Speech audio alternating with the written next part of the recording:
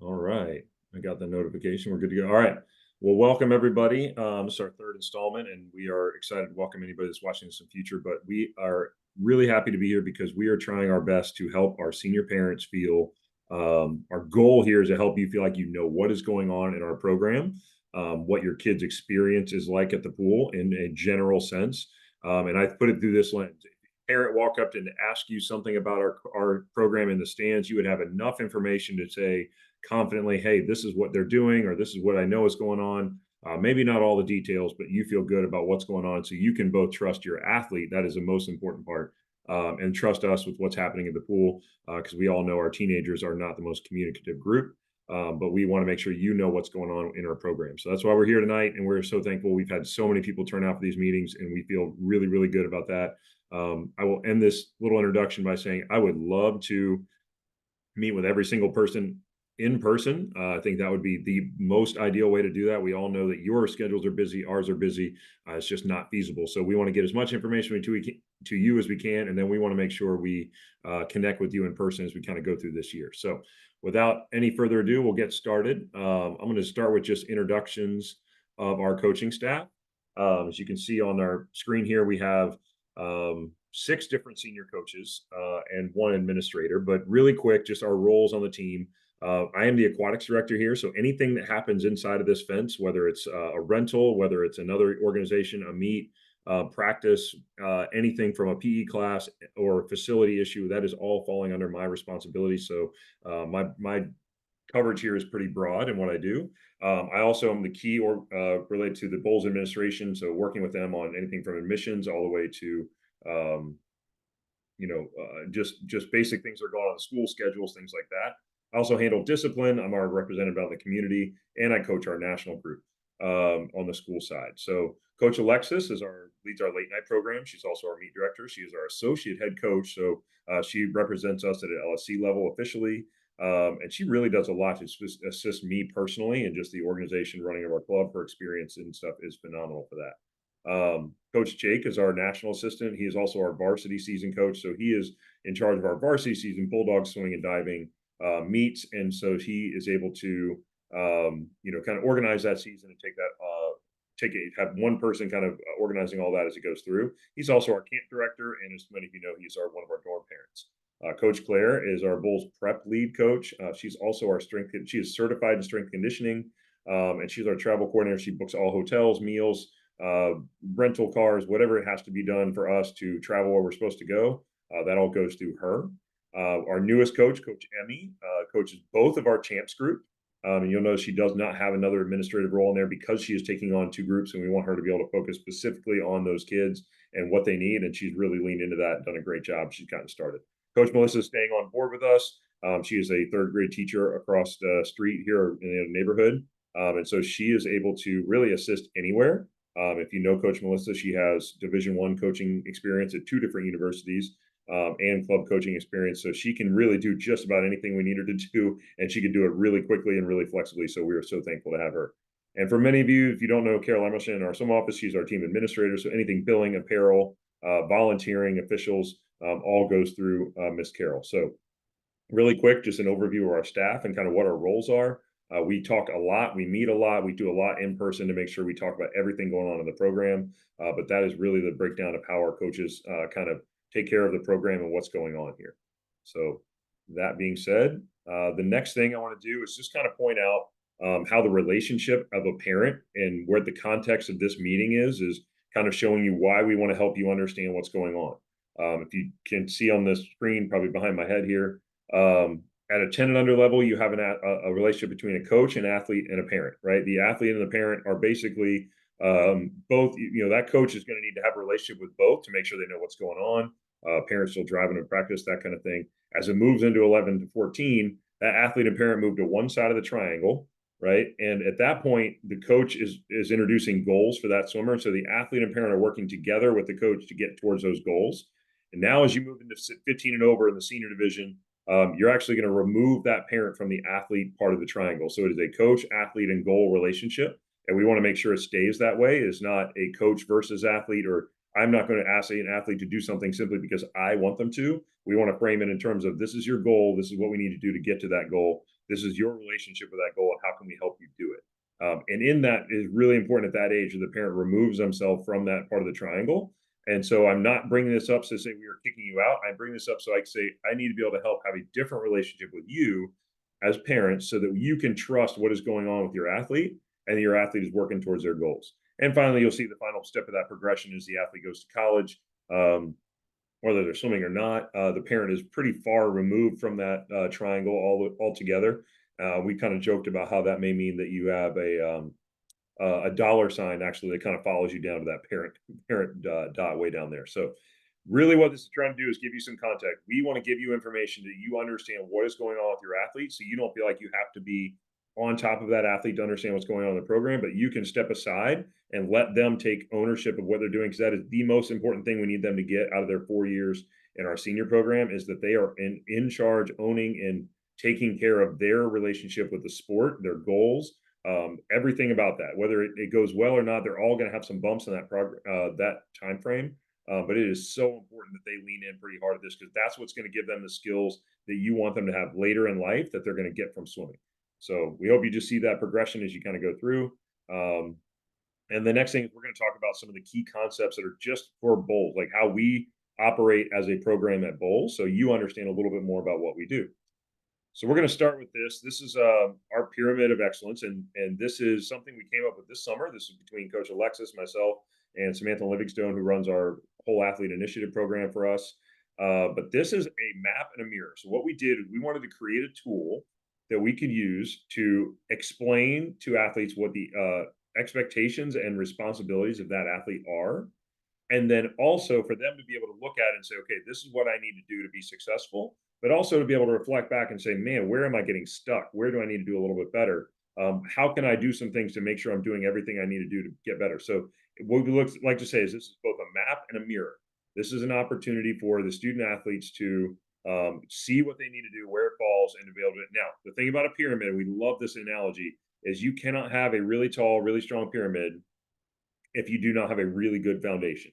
And so it is so important. The biggest thing you need to get out of this slide is that our program is a whole athlete based program, meaning we have to understand how the foundation of this pyramid works in order to get to excellence at the top. And so if you notice, the foundation of this pyramid is honoring the whole human. So things like having your identity separated from what swimming is. Like, I am not a swimmer, I'm a person that swims, right? That is super important.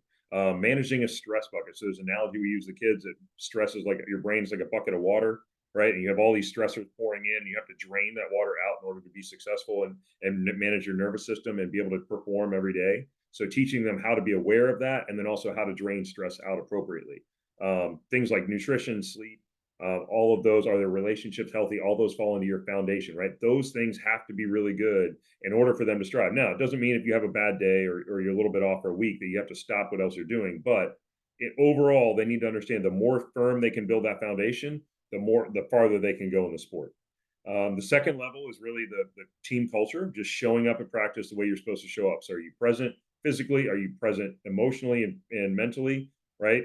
You have good posture, right? Simply, are you standing up straight, leaning into the work? Are you listening when people are talking, whether it's coaches or athletes? Are you prepared? Like, do you have your gear bag? Are you on time? Do you have a water bottle? Literally, are you on time? It's one of the 5 Ps we have there. So that is kind of how we explain, like, you have to have the foundation of you have to have the basic expectations of showing up to practice. Then we get into how are you actually getting better, right? How do you get better at our sport? You have to be aware of what you're doing. Do you know what you need to do to get faster? And then are you doing it intentionally throughout a practice?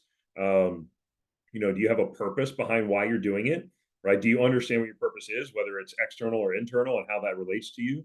Are you competing? This is probably the one that gets kind of glossed over the most. But people that are really, really making big jumps in their career forward each year is because they compete on a regular basis in practice and what they do. And then finally, how do you get to extra, right? Do you need more practice? But before you get to more, right, is your foundation set? Are you showing up the way you're supposed to? Are you doing practice the way you're supposed to by competing and all those things? And then what does extra look like for you? How do you do a little bit above and beyond? Is it staying after practice? Is it asking the coach for more help? Is it leaning into an additional resource? We're going to get to some of those in the future. So You can kind of see some of the parent and coach roles as you go through that. But this is a tool we've laid out to our athletes, and we are going to continue to go back to throughout the year. So if somebody comes in and says, "Hey, I have a question about where we're at," we're going to be able to pull this up and say, "Hey, they're doing a great job on their foundation. They're showing up the way that we're struggling a little bit and getting better, and here's where we can be a little bit more in tune," right? So it helps us as coaches to evaluate, but also them as student athletes to make sure they know what's going on. So we're really proud of this. We're really excited about it. I think it's been well received so far, and we're really excited to help parents see what we're trying to do on a day-to-day basis with our athletes. So the next big key concept we want you to understand about Bolles is our season planning, right? So when we do season plans at a 15 and over level, right, at an age group level, 14 and under, right, that student athlete can probably go a week of swimming and they're going to get better, right? They're going to sleep, they're going to eat, they're going to grow a little bit. They can go to a single practice and do a couple of repetitions. That's going to make them better than the day before. When you get to 15, and especially by the time you're a senior, you're transitioning to a place where you need to do what's called super compensation, meaning we have to stress your body. Your body then responds by rebuilding itself, right, and getting stronger. And you have to do that on a micro level and a macro level over and over and over again. And the more times you can do that, right, you create a season or a season plan, then you're going to create growth for that athlete, right? The older they get, the longer and more deep that work has to get in order to create that growth. And so as they go from freshman to senior, it is really important they understand the value of an entire season, right? So our seasons look like this. We have a short course yard season that goes from August to December. We kind of focus on those high school state meets and December championship meets. We have an interseason kind of aerobic maintenance phase that's around our Christmas break. And then we'll go into basically a 2-part long course season. Now, for us at Bolles, this is the key difference from everywhere else. In Florida, we have high school meets in November. We have our December championship meets, right? In order to be really good at those meets, right, we are not going to be able to outwork those necessarily by the time we get to a March meet. So a typical age group calendar is going to go from August to March, right? And that's just like a collegiate calendar goes to. That's about 30 weeks of training. What we'd have is we have our 30 weeks of training going from January all the way to August. Now, it doesn't mean that ours is better or worse or anything. It's just the way that we know we can get the work we need in done to give them that big long season adjustment. It doesn't mean that we can't rest. And we're going to talk about that next inside of that season to help make sure they get another chance at short course yards, which can absolutely happen in March. But it is important to understand the concept that we have to do everything within a season of work, right? That's the only way they're going to get better. And we'll talk a little bit more about what that work looks like in a second. But this is kind of what our season planning looks like week to week. And this will shift a little bit in an Olympic year where the season's kind of reversed just a little bit. And we'll talk more about that when we get closer to that year. So that being said, we want to talk a little bit to parents about tapering, right? So this is one of the concepts that seems kind of like, hey, this might be getting in the weeds. But I think if I can explain this to you, you're going to understand what we're trying to do, and especially what you can expect from your swimmers when they go to a taper meet or a regular in-season meet and why those things are different. When we taper simply means a process of adaptation. That's all it means. It does not mean we just do nothing. So it does not mean we change everything drastically. It means you're going to adapt to the stress. Remember in the last slide, I talked about super compensation. We're adding appropriate amounts of stress as we go through the season. The taper is a part where we want to allow the body to compensate for that the most so that they can swim at their very, very best, right? And so the best way to think about it is just like having PTO on a job, paid time off, right? So if you think about it this way, for every 2 weeks of training, you get 1 day of taper. You accrue a day of taper, right? Just because you showed up in the beginning of the season in August, and I don't care, what your rest of your season looked like. If you finished your summer, you showed up in August and you said, okay, I'm here. I get 3 weeks of vacation this year. If you showed up on a job, you said, the job says, hey, you get 3 weeks of vacation. You work 1 day and you say, okay, I'm going to take my 3 weeks of vacation. Chances are your job's not going to be there when you come back. It's not quite that drastic in swimming, but it's the same concept, right? You have to accrue the days that you want to taper. So roughly 2 weeks of training equals a day of taper. It's different for everybody. But if you think about our high school season, which is somewhere between 12 or 15 weeks, you're only going to be able to accrue 6 to 7 days of taper. So we cannot taper very long for a high school meet. Now, what we can do is when we do taper, we can then go ahead and look to that next meet. Now, those 6 days we're tapering doesn't accrue more, but now we can do a little bit more work for that next meet and again, start a little bit longer taper as we go through. When we do that big, long summer season, we can actually do a good 2 to 3 weeks worth of adaptation at the end of that. And it really gets us to where we're seeing a big jump forward for those athletes and the level that they're swimming at. So the more consistent you are as an athlete, the consistent weeks of training that go by, not days, consistent weeks full weeks of training that you can put together, the better we can taper and the better we can be adapted to and change and level up at the end of the season. If we try to cut it off and taper too many times, we won't have any chance to fully adapt or change the way we swim at the end of the season. There is a little difference here, a little nuance in sometimes in the middle of a season, we'll do what we call a rest meet, right? And that simply means we're going to be 3 to 5 days. We are going to reduce the intensity or the duration of practice or whatever it's going to be. We're going to allow them to rest their bodies so that they can swim well at that meet. It does not mean they are fully adapted, but it does mean they can rest. Now, every swimmer responds to those meets a little bit different, but it gives us really good information on what we can expect from the athletes that are going to the season and how their body is responding. One of the things we tell swimmers about in-season meets, it is their job to give us 100% effort every time they race, because that gives us the information to know how their body is adapting to the stress we're putting on it and what adjustments we need to make in the future for their training. So when we know they're giving us 100%, meaning their attitude, their preparation, they're warming up all the way, they're warming down all the way, they're eating well, they're sleeping well, and then they go race really, really hard. That gives us as coaches information to be able to adjust this adaptation for them and make sure they're doing what they need to do. So that's how it works at the team level. Again, at an age group level, it's a little more consistent day to day to day, maybe week to week to week. This is about stacking weeks on top of each other and then adapting to it. So that's just something you really need to understand about how our program works. So this is a map to show you how we kind of train or how we set up our training.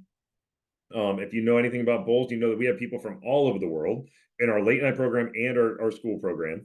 And they come from all different backgrounds, right? So from places that swim 3 days a week all the way up to people that swim 10 times a week.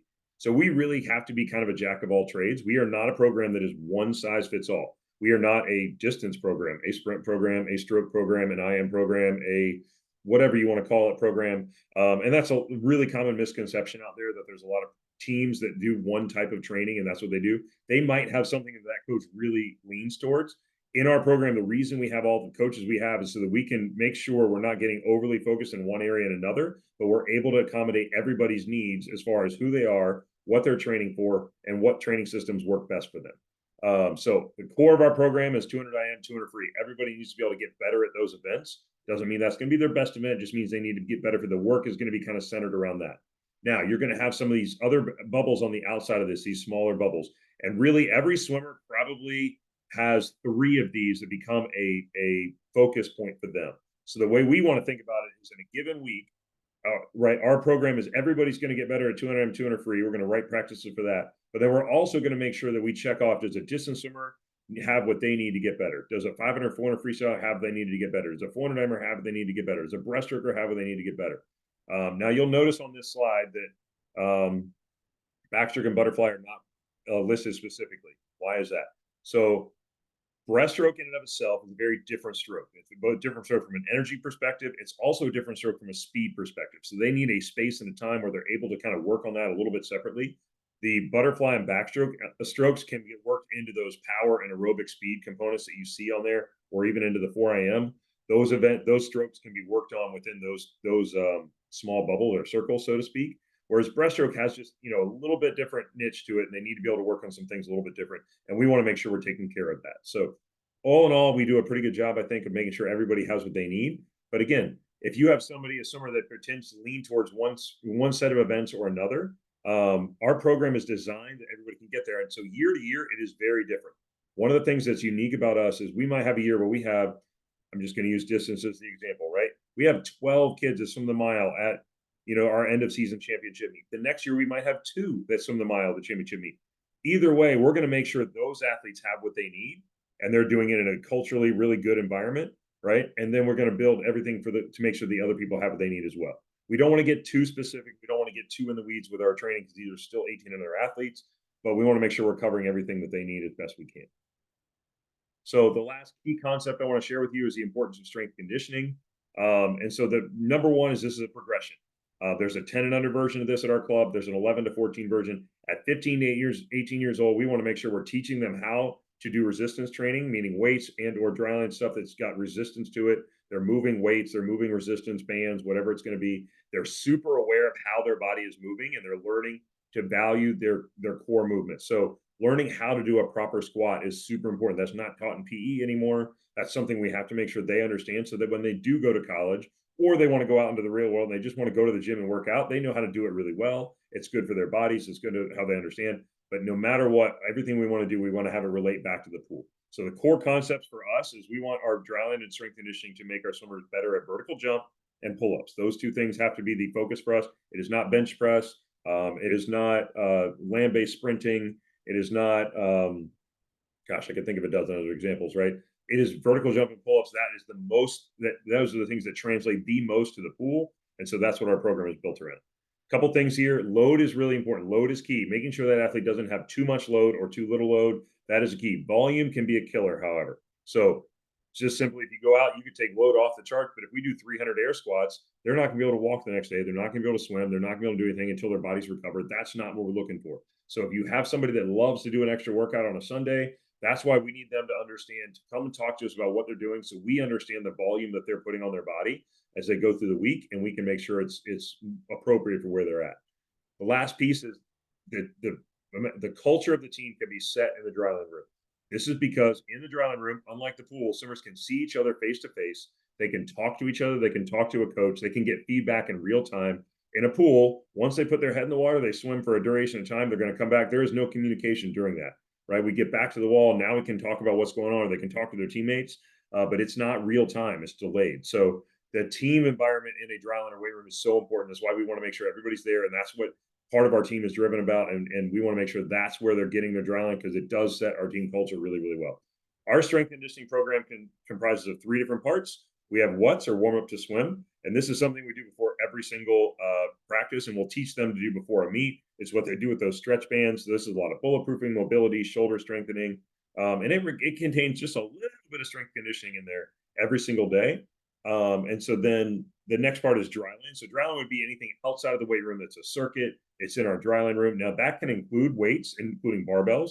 It can include dumbbells. It can include kettlebells. It can include cords. It can do a whole lot of different things. So just because it's dryland does not mean they're not getting weights. It's just a different format for them to be able to make sure that, again, the load is the key and the volume is not killing them in that scenario. So the final piece is the weight room, where it is a little bit more of a traditional thing. But I will say, in our weight room, we are on a timer. We're moving through weights pretty quickly. We are doing swimming specific exercise, so it is not just hanging out in the gym, pumping iron, and like drinking a protein shake. Right? It is a conditioning. It is very similar to what they do in the dryland room. It also just occurs in the weight room with a little heavier weights, and we want to make sure they're ready for that by going through that dryland component first. So that's our strength conditioning program. Coach Alexis, want to check in real quick? How am I doing? You hear me? Everything's good? Okay, awesome. I'm going to keep going. All right. So what you need to know as a parent. So this is a little more logistical, just some really basic stuff you need to know as a parent, but we're going to start with just common dates. Kind of don't miss this kind of thing. So on the blue chart, you can see just really basically how we kind of lay out our year. Now, the first 3 years in an Olympic cycle, so this year, the next year, and the one after that, will all look very similar to this. In a 4th year of the Olympic cycle, it will shift a little bit. So if you got here last year and you're like, this doesn't like quite look the same, okay, that's why, because in the 4th year, everything shifts up a little bit and it changes. But basically what we try to do is we have kind of a focal point for every month. Coming up in September is a lot of high school invitational, so we don't do a whole lot of USA swimming meets. We do our October meet in Bolles, and so on and so forth, right?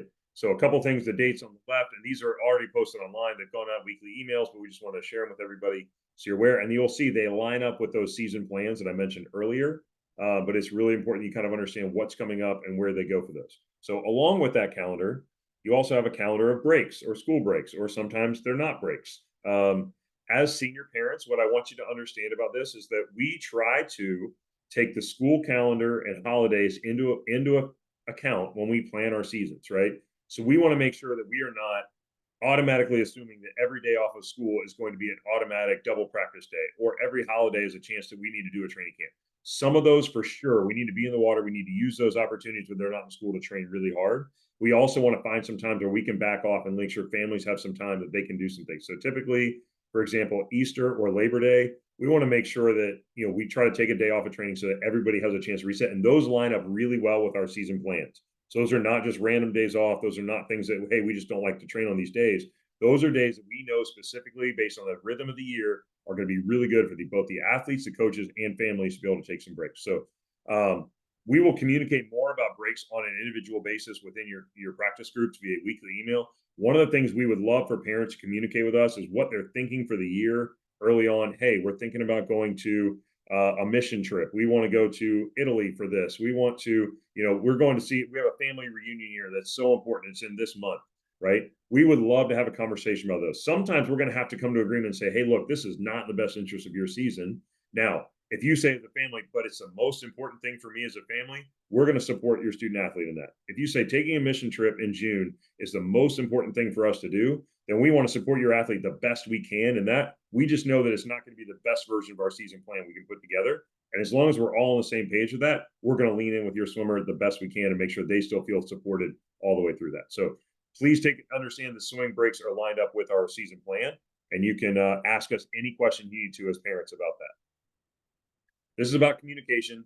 Your athletes communicate to us in group chats, check-in chats. That is a check-in chat is where there's two coaches and an athlete, and that is for safe sport reasons, but it also makes sure that your athletes' questions get answered. So if they have something specific to them, they're supposed to send it in there. We will address concerns with them first. So really important on athletes, and I kind of alluded to this beginning with the triangles, right? If your athlete is not doing what they're supposed to do, right? They're not inside that pyramid of excellence. They're just not doing whatever level they're on, right? We're going to bring that up with them, and we're going to do it a couple times and over again, right? Before we go to a parent, unless it's something really disruptive, right? We are not going to call you and say, hey, they're just not working hard today, right? Like that's a conversation we're going to have with them, and then they're going to have to come to terms with it. And ideally, we're doing our job in such a way that they hear us and they respond to us. Sometimes it takes a couple iterations of that, or pointing it out, or a hard lesson one way or the other. But it is really important that we talk with them first.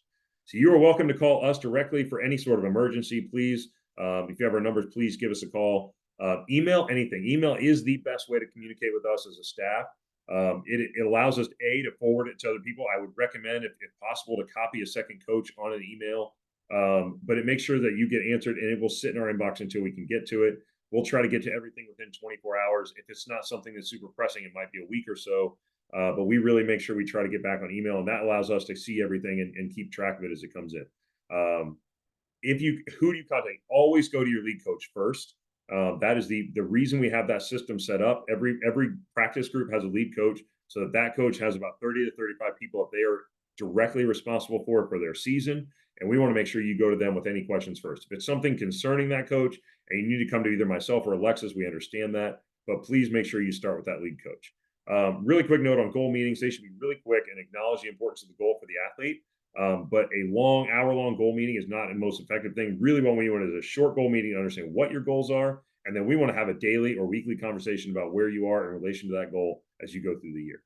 So that's just really good on communication. Illnesses and injuries. Just a couple things on illness. So these are just basic guidelines we've been over with the team, just so you hear it as parents. If you have a fever within 24 hours, do not come to practice. You're likely contagious, right? If you're vomiting or it's coming out the other end, please do not come to practice. Again, likely contagious, and it's just not good for you. Either one of those, your body needs to recover. It needs to get healthy. Those are just no-goes, right?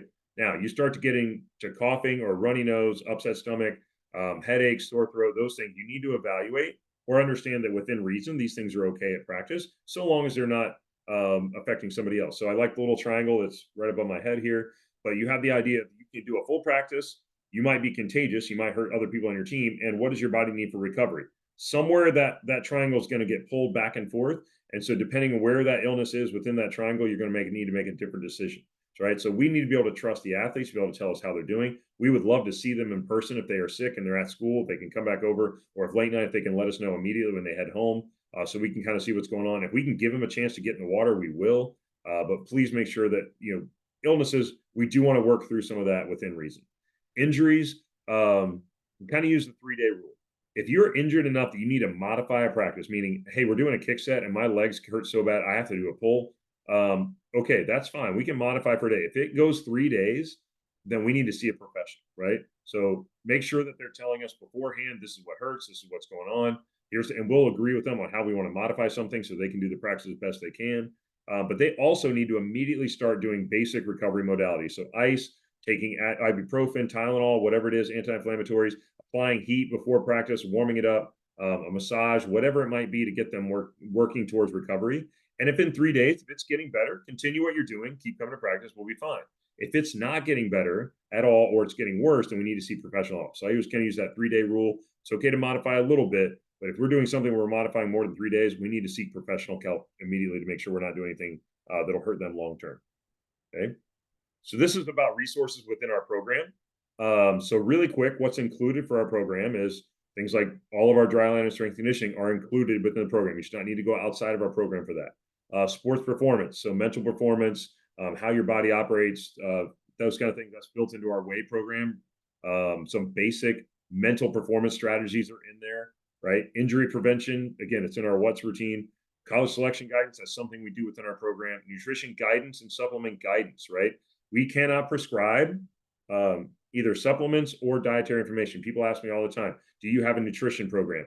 We are not registered dietitians. If we do that, we assume a lot of liability. So we guide them as best we can. We have a handbook we have given them to show them kind of what is out there. They have some examples of athlete plates in there. We're happy to point them to more guidance, especially with supplements or even like energy drinks and pre-workout. We would rather them come talk to us so we can guide them on what those are and what might be appropriate for them. And then you as a parent and a family can make a good decision based on that. Some things that are not included, but maybe optional or available. Private lessons with our staff are always really good.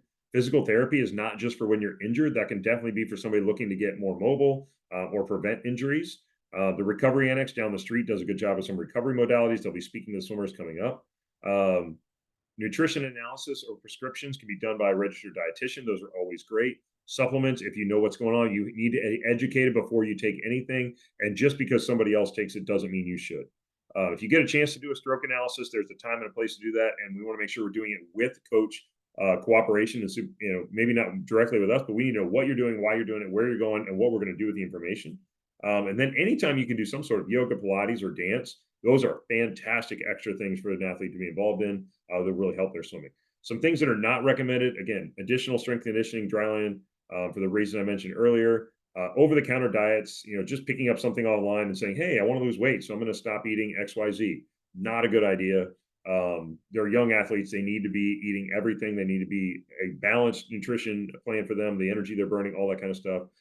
If you're doing private lessons and you're not telling us what's going on, again, it's not because we want to have control over it. It's we want to know how we can help that athlete. And we need to know what's going on when they do that. Recruiting services aren't necessarily recommended. I'm happy to talk to you individually about that if you think it's important. And at this age, swim camps aren't something that are going to be super important to them. But again, if there's something you're really interested in, please bring it up. We'll love to have a conversation.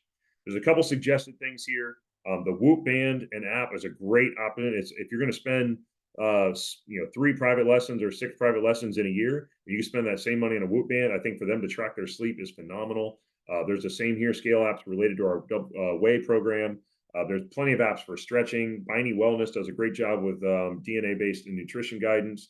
And we have several people that we are able to recommend for, psychiatry. So anything that you feel like mental health related or performance health related, if it's not something that they're getting, they feel like they're getting from us, then we can certainly refer them out and be happy to do that on a regular basis. So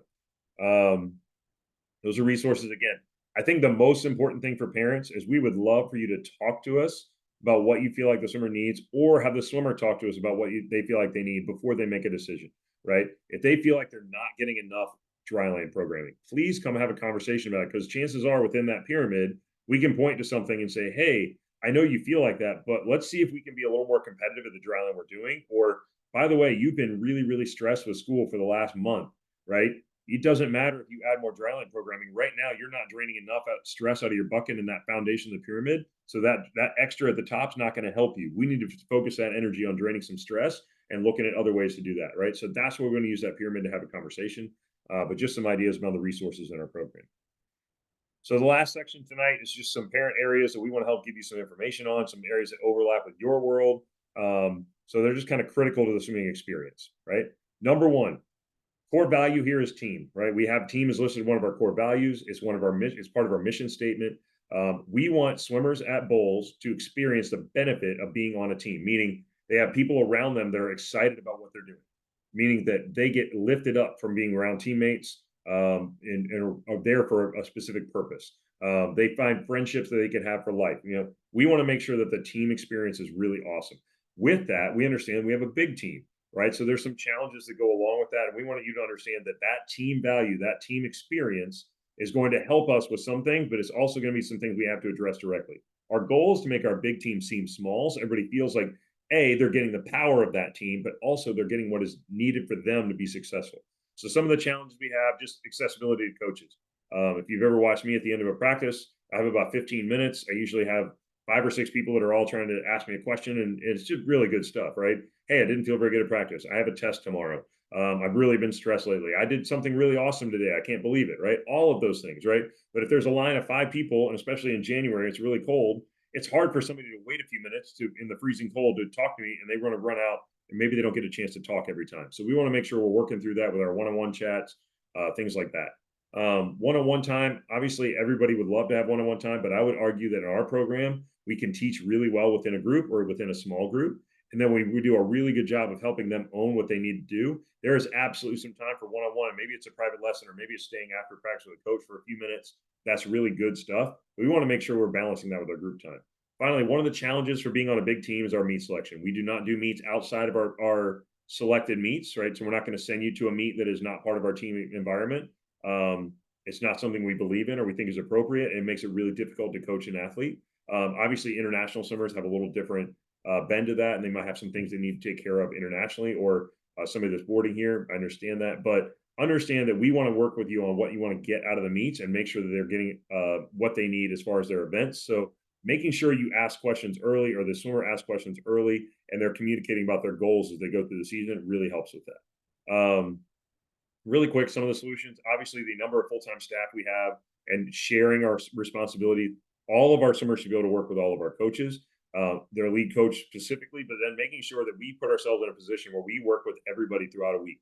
If your swimmer ends up at a swim meet and there's not their lead coach at that meet, they need to feel comfortable in a walk up, and that coach can talk to them individually about what they're working on, what's going on in that race, and what they need to do to help. And that's something we've had to put a lot of work into, but we want to make sure it's available for everybody. The check-in chats are their way to communicate with us. Like I mentioned, maybe they run out of practice. Can they send a note in there? Absolutely. Training plans really detail all the way down to the different individual athletes. We make sure we're doing that on our end. And we also want to develop the athletes so that they are willing to come and talk to us. We want to make sure we're not creating fear. We're not creating an environment. Now, we need to tell them the truth from time to time, and I might do that really loudly, but never in a way that keeps them from saying, "Hey, I'm scared to come and talk to you about what is going on and how do we move forward." So, as a parent, what we ask you to do in this environment, team environment, is please ask your athletes to speak to us as a coach. Find a minute, find a time, step out of their comfort zone and lean in and talk to us about what they need, but empower them to go find their solution. And then the other thing I would encourage everybody to do is just be involved.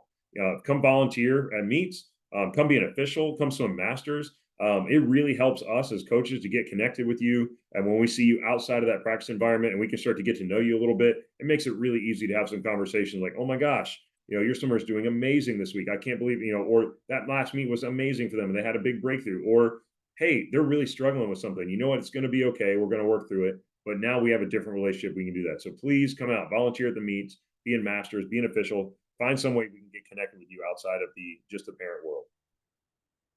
Okay, parents, as far as goal setting goes for student athletes. So this is going to get a little bit into the weeds on the sports side, but I think it's really important for parents to understand. It's an area that when you start talking to your athlete about their goals, especially when you're talking about college and how you get to that next season goal, this is something you need to understand about it, right? Everything we do in swimming is about building work on the previous season or the previous year. So our program is built so they go from year to year to year. So they go through our program, right? What you need to understand is the swimmer gets faster, the amount of work it takes to get the same amount faster almost doubles, right? Or it's an exponential increase. So, for example, for a swimmer to drop 1 second in a season to drop one more second in the next season, they're going to have to work twice as hard. And now that might not mean they have to do more yardage or more practices. Maybe it does, but it might be more recovery. It might be more stretching. It might be more strength conditioning. It might be just more intensity. Might be better, deeper work, more focus. There's a lot of ways we need to define work with that. But this has some long-term implications. We want to make sure those athletes are getting better into the future. So they're not just stalling out and getting their best at bowls, but they're actually getting better once they go beyond bowls. And they also understand what it means to come back season after season and work hard. There's a long-term thought process to their improvement. One of the things we talk to our swimmers a lot about is moving your average. Now, this is if you have a swimmer and let's say their best event is 100 breaststroke and they go a really fast time at the end of the year in their 100 breaststroke, right? That's great. That is absolutely their best time. That's an achievement they've made. That's awesome. A better measure of where that swimmer is if you were to average their top 5 performances in that event, right? So their top 5 swims all time, if you average those top 5, that kind of gives you a better clue as to where that swimmer is. I would invite you as parents, and you're looking at colleges, average out a swimmer's top 5 swims. Where does that fit into the college lineup? That's going to be a better indicator whether they're going to fit there or not. Sometimes you have somebody that improves really, really quickly, right? So all of a sudden their fifth time is really slow compared to their fastest time. That average is going to be much further down than you want to admit, but it does give a good indication of where that swimmer is in training, where they are in practice, and then they need to keep going. So the more times they swim a time in their top 5, the more times they perform better than their 5th fastest time, they are moving their average forward. Sometimes our moving our average doesn't mean our best time gets better. It means that our average time gets better. And that is really, really important for them as they become older and faster in our sport. Finally, when you're setting goals, a 1.5 to 2% improvement in time is a very typical time drop for a student athlete in 9th to 12th grade. That's a national average. That's something we've asked for research from USA Swimming on. This is not something we've made up. This is something that you can see in data over time. Sure, people have exceptional performances. They drop much more than that. They also don't drop, they drop less than that. This is just an average or a target. For example, if you're a male 200 freestyler and you swim a 1 minute and 40-second 200 freestyle and short course yards, which is 100 seconds, why I picked that number, a 2% improvement will get you to a 138. That is a really, really good season. That is a great swim. If their goal is to go 136, we know that that is well beyond a normal season time drop, and we need to do some extra work to get there. And maybe we want to help them do that 100%. But as parents, understand that just a 1.5 to 2% improvement, and you also take into that account with their average, that's a really good way to measure success going forward. Finally, it's our last slide, the college recruiting process for parents. So some questions up here for you to ask yourself. And as we get started with this process is getting started. And right now, this process is changing by the month. It is hard for anybody to get their mind wrapped around. I need you to understand as parents that our staff has a lot of connections into the swimming world. We want to leverage those connections for the benefit of our athletes. I'm not trying to make this about me, but I was just elected to the ASCA board of directors. There are 3 college coaches sitting on that board of directors of people I can talk to. Doesn't mean I'm going to sit there and ask about your swimmer specifically, but it's ways we get connected in the community and we can help bring that back to our Bolles swimmers. So one of the things you need to do as a parent is to have a better idea of what your expectations are going into that process so that you can help them out as you move through it. So it is a difficult process. It never goes as planned. But some of the things you can ask yourself, what do you expect out of their college swimming career? Are you expecting performance? Are you expecting education? Are you expecting personal growth? Are you expecting somewhere that's going to set them up for a next step beyond that, or is it really about their connection with their team and their town? Do you expect something that is religious within their college experience, and does it line up with their expectations? Related to that, what are the most important factors for college swimming? Geography, weather, religion, team environment, coaching, certain coaching styles, certain types of schools, liberal arts versus technology. What are the most important factors for you as a family? And do they agree with the most important factors for your student athlete? With We have had parents come in that say their kid is, oh, they're just so psyched about going to Ivy League. They're going to go up to the Northeast. It's going to be great. And if someone walks in and says, I don't want to go anywhere north of Georgia because it's too cold, right? Obviously, those are two mismatched factors to be considered, right? As a parent, what do I want for my athlete at the college level? Are you helping communicate that with them? Are you following our basic overall guidelines to set up meetings? And then what we do to help, most of the work we do to help student athletes is helping them with, what do I say next? How do I explain this to a coach? What questions do I ask? I've gotten to this point. They're going to make an offer to me. How do I respond to that? They haven't made an offer to me. They said I can be on the team. What does that mean for me? And we can help them there with those, but we want to make sure that process stays in their hands and you have the information you need. Please, during this process, if you have questions, you feel like you're not getting answers from your swimmer, this is another area you can reach out to us. We want to help because we want you to avoid comparing. And everybody has expectations in their head. As part of being human, it is a really hard process to go through with expectations. You really have to step back and understand it's going to be different for everybody. So that's all I have for you tonight as far as slides go. Alexis, how are we doing? That was exactly 45 minutes on the dot. World record. Nice work. All right. So before we turn over and we answer questions from tonight, If you're watching this later, please send us an email if you have a question. Certainly, if you're on tonight and you want to email us later, we would be happy to get back. If you want to get back to the football games, that'd be great. But we'll stick around for a few minutes, answer any questions you have. We'll go ahead and stop the recording and we'll go